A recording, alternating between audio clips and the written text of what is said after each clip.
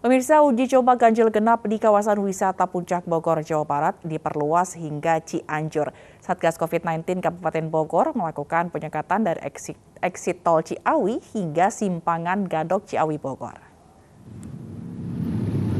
Hingga malam tadi, pelaksanaan uji coba ganjil genap masih digelar oleh Satgas COVID-19 Kabupaten Bogor. Penyekatan dilakukan mulai dari exit tol Jagorawi hingga simpangan Gadok Ciawi. Ganjil genap diberlakukan untuk menekan kerumunan yang berakibat pada penyebaran COVID-19 di kawasan wisata Puncak. Sementara pemberlakuan ganjil genap diperluas dengan melibatkan anggota kepolisian dari beberapa wilayah sekitar Puncak. Selain itu, Polres Bogor juga menambah satu titik pengawasan, yaitu jalur Pasir Angin Sentul, sehingga titik pengawasan bertambah menjadi 8 titik. Kita menambah lagi titik penyekatan atau titik pemeriksaan untuk kendaraan terutama roda 2 kita tambahkan di Pasir Angin. Jadi sehingga untuk di Kabupaten. Pada pemberlakuan pembatasan kegiatan masyarakat atau PPKM level 3 Jakarta, Polda Metro Jaya akan memberlakukan aturan Crowd Free Night setiap akhir pekan. Aturan tersebut diberlakukan untuk meredam mobilitas warga.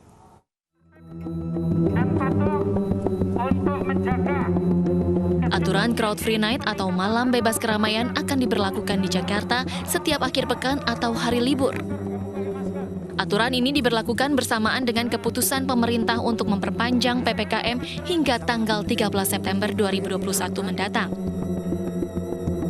Terdapat 4 titik jalan di Jakarta yang akan diberlakukan Crowd Free Night, yaitu Jalan Sudirman Tamrin, Jalan Kemang Raya, Jalan Asia Afrika, dan kawasan SCBD.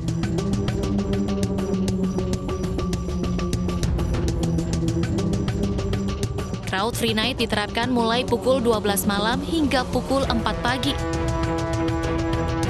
2 jam sebelumnya, polisi akan terlebih dahulu melakukan filterisasi kendaraan.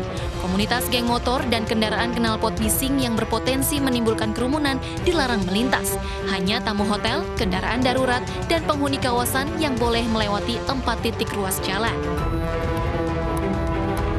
Khususnya pada saat malam weekend dan malam libur. Jadi 4 lokasi. SCBD, Sudirman Tamrin, Kemang, dan Jalan Asia Afrika. Geng motor yang menggunakan knalpot bising atau yang berpotensi menimbulkan kerumunan itu akan kita larang.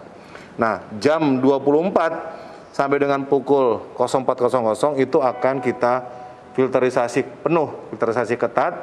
Ya, yang kita perbolehkan melintas hanyalah darurat, tamu hotel, dan orang yang bertempat tinggal atau penghuni yang bertempat tinggal di kawasan tersebut.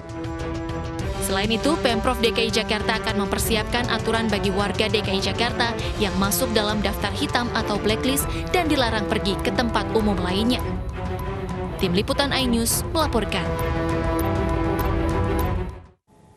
Memasuki malam hari, petugas gabungan tidak melakukan penerapan ganjil genap di akses masuk ke Kota Bandung. Ruas jalan di pintu keluar tol Paster, Kota Bandung tampak kosong dari penjagaan petugas. Di akses utama masuk Kota Bandung tidak ada penjagaan dari petugas gabungan menjelang akhir pekan. Volume arus kendaraan di kawasan ini terlihat cukup padat. Pengendara bebas memasuki Kota Bandung karena tidak adanya penjagaan di titik penyekatan ganjil genap ini. Di beberapa ruas jalan di dalam Kota Bandung juga mulai mengalami kemacetan pada Jumat malam. Kendaraan didominasi dari dalam dan luar Kota Bandung.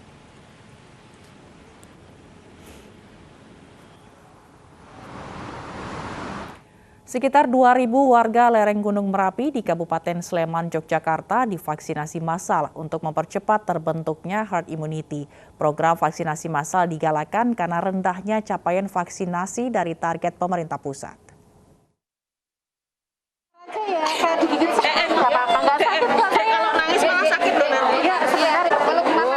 Sejumlah anak yang akan divaksin menolak karena takut jarum suntik.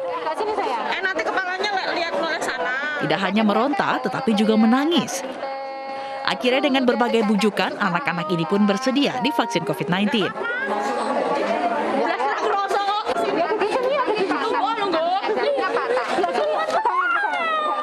Program vaksinasi massal bagi warga di kawasan pedesaan digalakan karena baru sekitar 30% vaksinasi menyasar warga.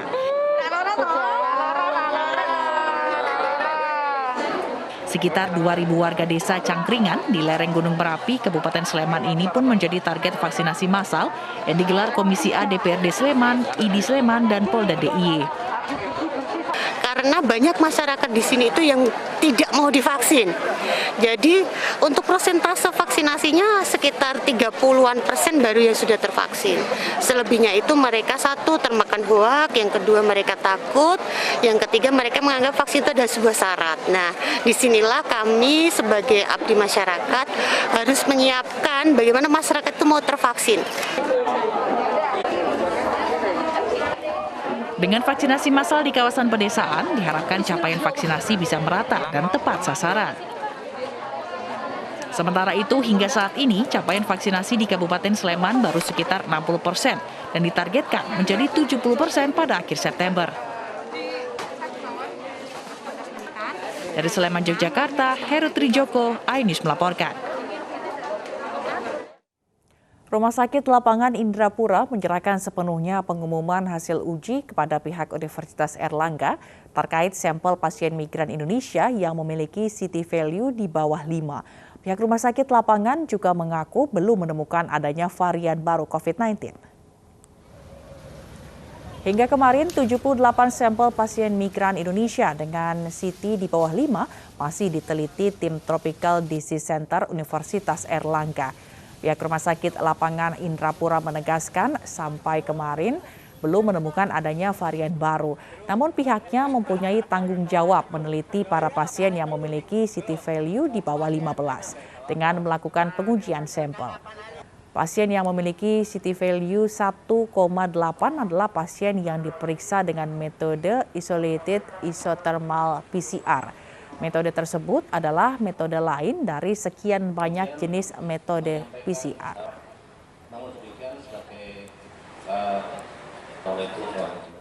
Kementerian Pemberdayaan Perempuan dan Perlindungan Anak mengungkapkan kesetaraan gender antara perempuan dan pria di masa pandemi mengalami distraksi. Di antaranya naiknya kasus KDRT dan perceraian akibat faktor ekonomi.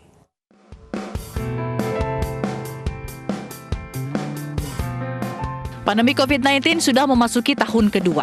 Salah satu yang turut terdampak adalah perekonomian rumah tangga. Kementerian Pemberdayaan Perempuan dan Perlindungan Anak mengungkapkan kesetaraan gender antara perempuan dan pria di masa pandemi mengalami distraksi. Naiknya kasus KDRT, perceraian, PHK, dan penurunan pendapatan keluarga menjadi tantangan yang dihadapi kaum perempuan. Kita ketahui misalnya dari dampak pandemi ini banyak hal-hal yang menjadi tantangan bagi kita, terutama yang dihadapi oleh perempuan. Misalnya meningkatnya beban perempuan dalam melakukan tugas-tugas domestiknya, kemudian ditambah lagi munculnya angka KDRT, kemudian terjadi pula pemutusan hubungan kerja, perceraian meningkat, kemudian penurunnya pendapatan bagi keluarga, terutama bagi perempuan pelaku usaha. Sementara itu, Ikatan Wanita Pengusaha Indonesia, IWAPI, menyadari tantangan yang dihadapi kaum perempuan di tengah keterpurukan ekonomi keluarga di masa pandemi. IWAPI mengimbau kaum perempuan, utamanya pengusaha, untuk memanfaatkan teknologi dan sosial media untuk mencari peluang usaha. Saat pandemik ini kita di-push bahwa semua harus dilakukan dengan digitalisasi. Untuk itu kita harus inovasi dan kreatif. Kementerian Pemberdayaan Perempuan dan Perlindungan Anak saat ini memprioritaskan program kewirausahaan bagi para perempuan berkategori rentan. Mereka adalah kepala keluarga, penyintas bencana, penyintas kekerasan, dan perempuan terpinggirkan.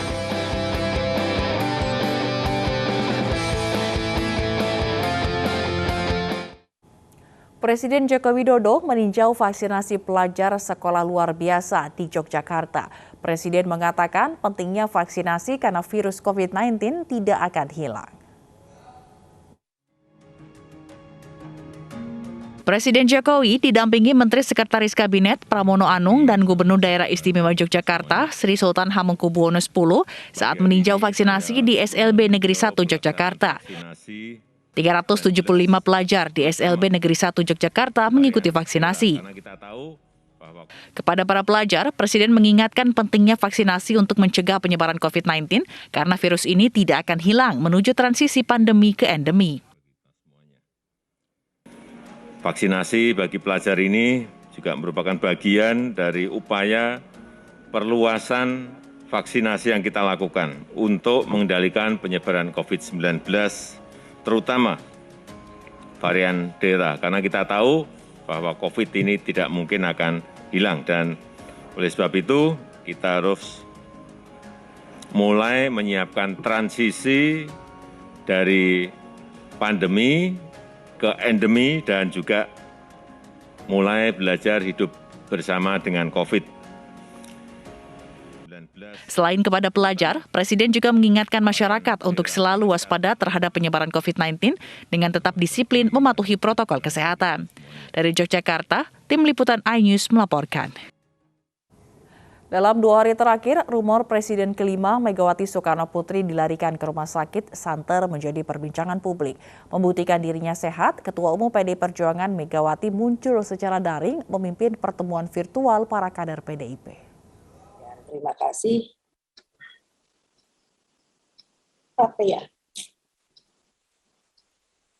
Atas perhatiannya dan doanya. Ya bagaimana ya, saya sendiri sampai berpikir, kok ada saja ya orang. Tadi pagi saja sampai ada gambar, ada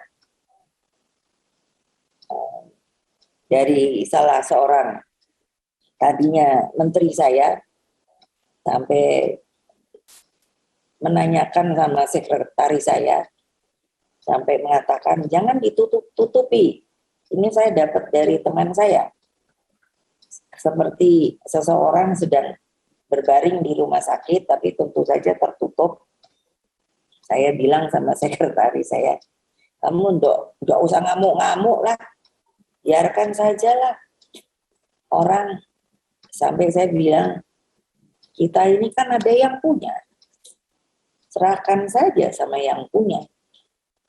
Kalau mereka sendiri mungkin lupa sampai bisa membuat sebuah hoax yang sangat mengarah kepada, kalau menurut saya, Pasukan Tigray dituduh melakukan pembunuhan massal warga sipil di Ethiopia. Selengkapnya sesaat lagi, kami akan segera kembali.